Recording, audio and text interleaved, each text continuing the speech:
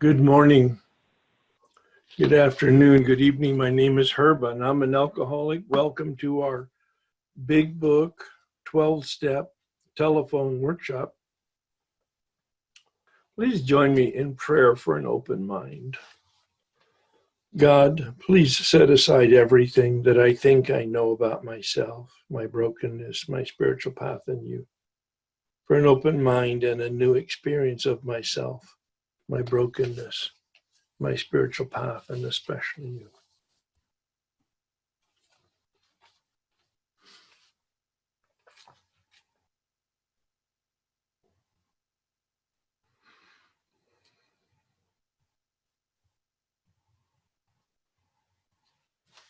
Please join me in the serenity prayer. God, grant me the serenity to accept the things I cannot change, courage to change the things I can, and wisdom to know the difference.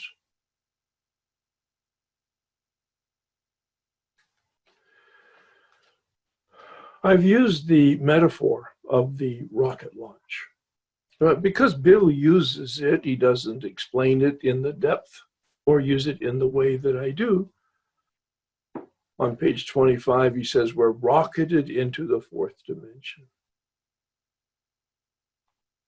If you really plumb the depths of that metaphor, what he is saying is you need to get into the rocket. That's your job. And the rocket will take you where it's destined to go. Now, you will, in fact, navigate some of the controls to make sure it stays on the trajectory. The major navigation in this second stage of the rocket launch. The first stage was an experience, not just a knowledge, but an experience, a re-experience, a new experience, a deeper experience of the darkness of our addiction. Once again, confirming and reconfirming our powerlessness and our absolute desperate need for power. A decision we make in step 2 about power, and a decision we make in step 3 for a relationship with a caring power. These are minimum assumptions, that there is a power and that power is available to me. It isn't me, but it's available to me. That's a distant decision, not a feeling, not knowledge or certitude, just a decision that it's true. And that we can establish a relationship with a caring power.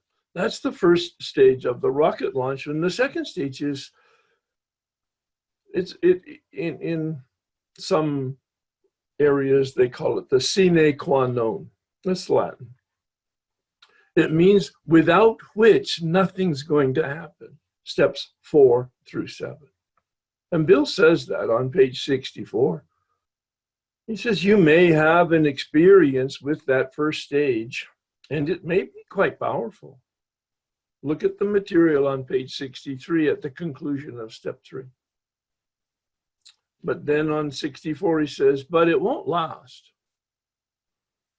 The feeling that you have as the result of your experience with the stage 1, steps 1, 2, and 3, could be quite powerful. But it won't last unless you do steps 4 through 7. This second stage. There's a third stage. I won't even get into it at all right now. The third stage, of course, like the second stage, is removing obstacles. The second stage removes the obstacles in us, to the power in us.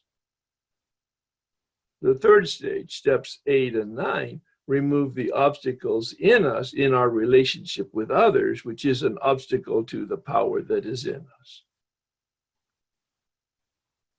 Such an organic, human process. And we've taken months, literally, looking at the fourth step, that first list of instincts gone awry. We've looked at fight, flight, and freeze, translated into our human survival reactions of resentment and fear and dishonesty, as revealed a lot in our sexual behavior, as well as our secrets, the areas of discomfort, the tension in our lives. We've talked about the fifth step, revealing all those things that we wrote about. We can only do the best that we can do. So for you out there, the 30% of you that I know you're there, perfectionists, it's not about being perfect. Bill recognized that on page 60. Progress, not perfection. We're not saints, and it's not even a goal, actually. My goal is to be an optimal human being. What does that mean? Well, I'm suggesting ask yourself that question for yourself. I know what it means for me. It means to be as conscious as possible using 10 and 11 on a daily basis, and compassionate as possible using step 12 principles in helping other people. For me, that's what it means to be fully human and fully alive, optimally human. To be the lantern, removing the fog, impediments, obstacles on the lens so that the light can shine through me. I'm not the light, I'm the lantern. This is my model for sponsorship and step guide. How can I be most effective in communicating what I understand and what I've experienced so that you can understand it and take the actions and have the experience?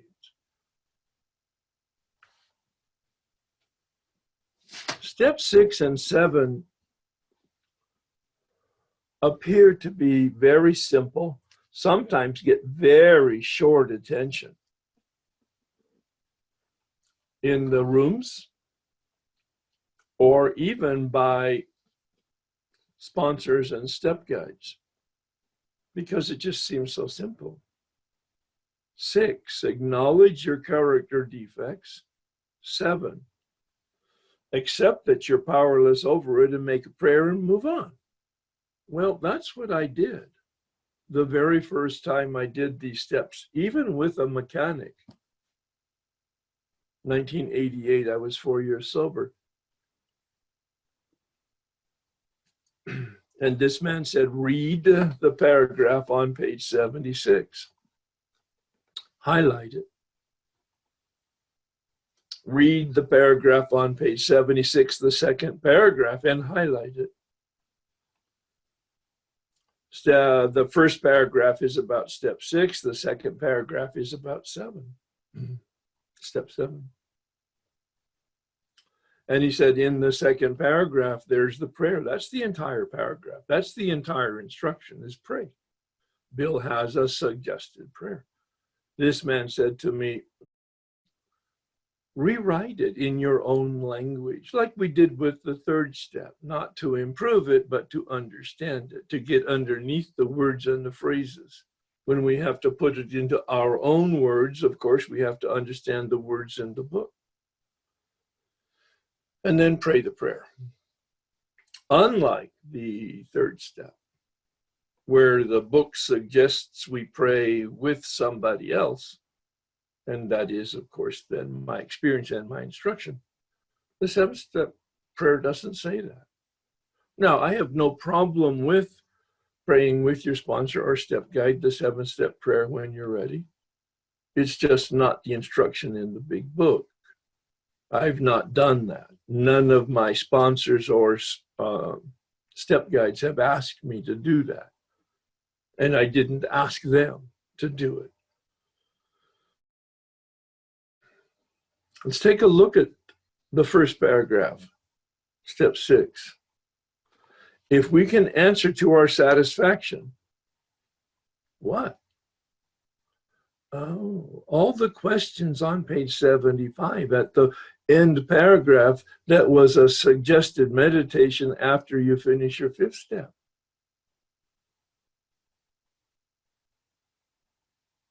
All about the spiritual arch through which you'll walk to a new freedom, reviewing the first 5 steps.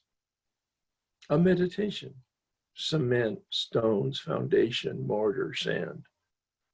It's a construction analogy only to signify that it's about paying attention to the details.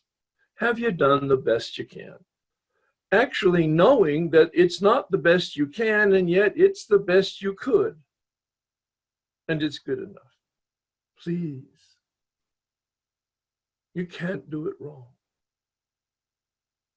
Well, maybe you could, is not doing it. But you can't do it wrong. You can do it to the best of your ability, and then a year, 3, 5, 10 years later, depending on how the Spirit works in your life, you may be invited to do it again, and you'll have a different experience, not because you did it wrong, but because you're more conscious and more mature and more evolved spiritually and emotionally. That's totally my experience. The dimmer switch goes up a notch at a time. And after 3 years, I did this work again, 1991. After 3 years, I did this work again, 1994. After 9 years, I did the work again in 2003. And I haven't done it with a mechanic, with a step guide since then. I haven't felt the need. I've artificially sometimes made a decision to do it, and then it just didn't feel authentic. It didn't feel like there was any real invitation. It sounded like it was kind of like a rote should. And as you know, I challenge all my shoulds.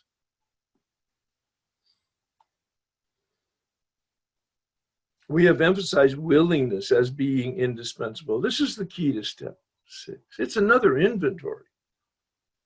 Step 4 is an inventory of our character defects. Excuse me, step 4 is an inventory of our instincts gone awry.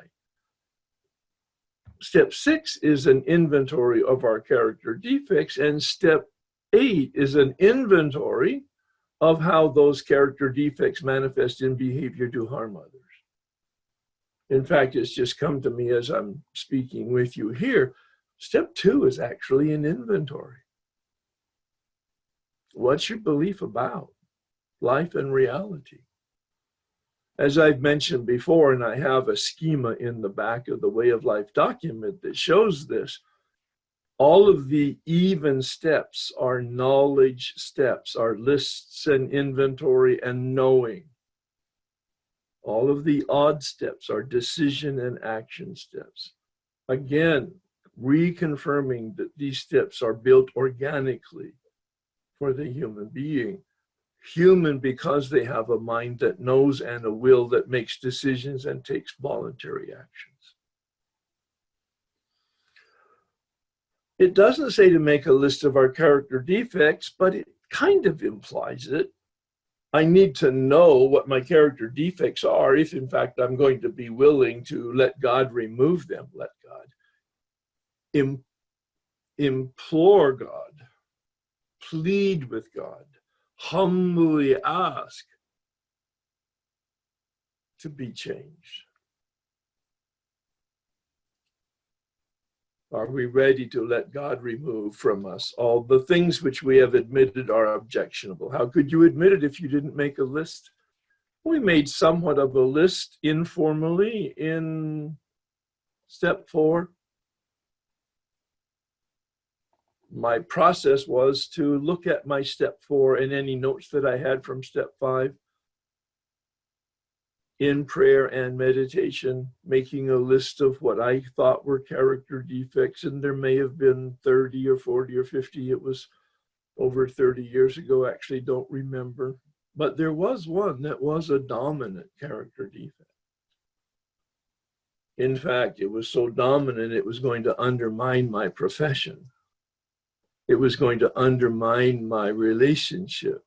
It was my marriage. It was going to undermine even my sobriety bill promises on page 70. I made the list. I created my own 7-step prayer, and I prayed it. Can God now take them all, every one? If we still cling to something we will not let go, we ask God to help us be willing. I was very clear that willingness was the key to the 6th step. They're, by definition, they're character defects. There's nothing asset about it. Some of the men I work with are confused, and they think their liabilities are an asset because, in fact, they seem to have served them in terms of their, especially businesses. And when they really get a clear lens to look through, they can see that that's a distortion. They're in recovery because their defects are not an asset. They're a liability. They're the distortions of reality that forces us to make bad decisions and take ugly actions that hurt other people.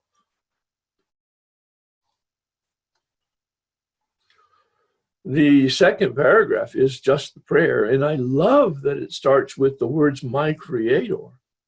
I have made a list of all of the corruption of my human nature. I need to be recreated, and the prayer begins, my Creator. And when you notice the prayer and pay attention to it, pray about the prayer and write your own prayer, you'll notice that it has nothing to do with your joy, your happiness, your contentment, your satisfaction, or your freedom. The prayer is not about you. The prayer is about making me an instrument for proper use by God and usefulness to other people. Again, that turning that Bill talks about in step 3, from self-centeredness to other-centeredness. And I see that steps 10, 11, and 12 are all about that. Our way of living, oh, certainly we take care of ourselves. As the flight attendant says, put your mask on first, and then you can help other people. And we have to have a message in order to be able to deliver a message. And we have no credibility if, in fact, we're talking, but we're not walking the message. So we have to take care of ourselves biologically, psychologically, sociologically, theologically, at all of those levels on the Maslow chart. And so I had my list, and there was nothing that I wanted to retain. I really did want to be transformed, to have my character defects removed so that I could be an optimal human being by my today's language. And I prayed the prayer. This is still about step 6, but it includes step 7, so that's why I'm talking about it. I prayed the prayer, the general prayer, like it says in the book, like my step guide gave me the instruction. And the next day I woke up and I still had this dominant character defect that was undermining every aspect of my life. I mean, I knew it and I even acted on it. I was very disappointed. I had expected freedom. All the work that I had done, all the promises that I had understood, actually misunderstood. I went to my step meeting. It's a men's stag meeting that does the work out of the book. And the man shared there about praying specifically for the removal of a specific character defect. Not in the big book, not in the 12 and 12, but it was his experience, and I heard it. And I went home, and in a couple of days, I went into my room, I closed the door, I got on my knees. I got on my knees at that time because my sponsor had said he got on his knees. And he got on his knees not because God wants that, not because it gets God's attention. This man, who was an arrogant man like myself, he said, I got on my knees as an act of humility, as an act of subordination, as an act of a relationship with a teacher, with a guru, with a healer. I got on my knees to get my attention. And I went to pray the prayer specifically for the removal of the specific character defect, and I couldn't pray it. I had to stop. I'm so conscious at this point. I had to stop because I wasn't willing at all. Despite all the months of fourth step and the hours of fifth step and the preparation for 6 and 7, I wasn't willing. It was a shock. But I remembered the instruction in step 6. If you're not willing, pray for the willingness. Again, we're powerless to even be willing. And I prayed specifically for the specific freedom. Actually, I prayed for the willingness to be willing, to be willing, to be willing. It was pretty remote, but I did the drill, even though I really in my heart didn't mean it. I was viscerally attached to this character defect. And I called the man who was guiding me through the steps, relating to him what I had related to you. And he said, wow, what a great insight, Herb.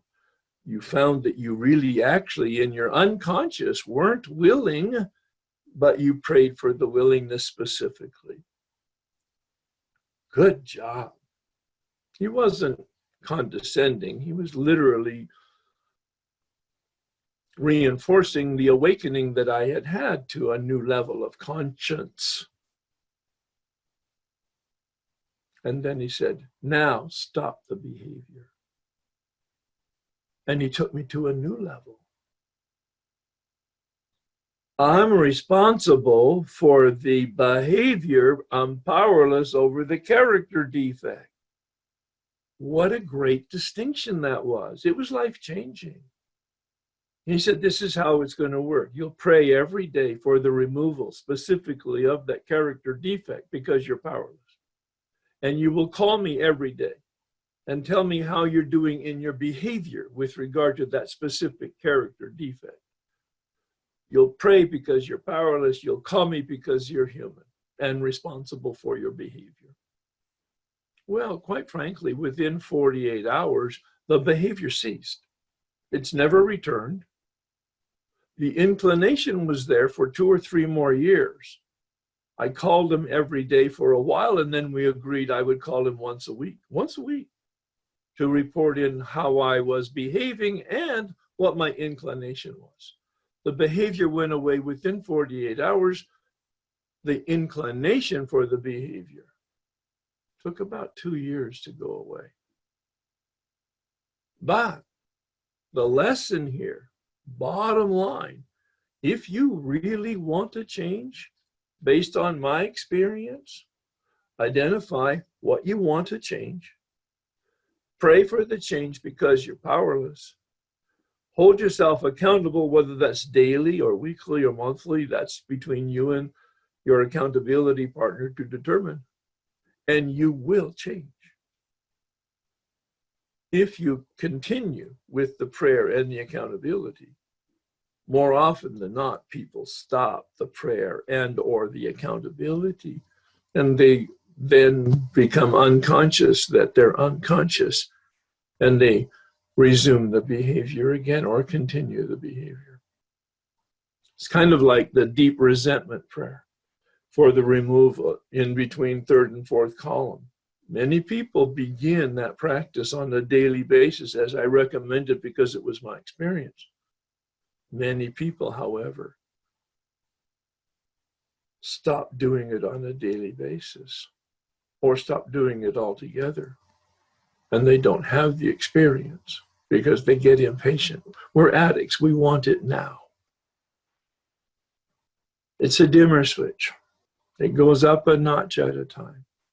The light goes up a notch at a time. It gets incrementally and subtly brighter, and we don't know that it's getting brighter until there's enough light, both to see and enough power to change. I cannot change without sufficient power, but I have the responsibility to make the effort to change. Prayer and accountability. Step 6 and 7 were pivotal and life-changing. Certainly not the throwaway steps that some people treat them as, because they're not expanded on in the big book. Very simple. Read the 12 and 12, chapter 6 and 7 in the to have a little more commentary. Very few instructions in the 12 and 12, but really wonderful supplemental complementary commentary. So we'll bring it to conclusion, and join me in the serenity prayer. God, grant me the serenity to accept the things I cannot change, the courage to change the things I can, and wisdom to know the difference. Thanks, everybody.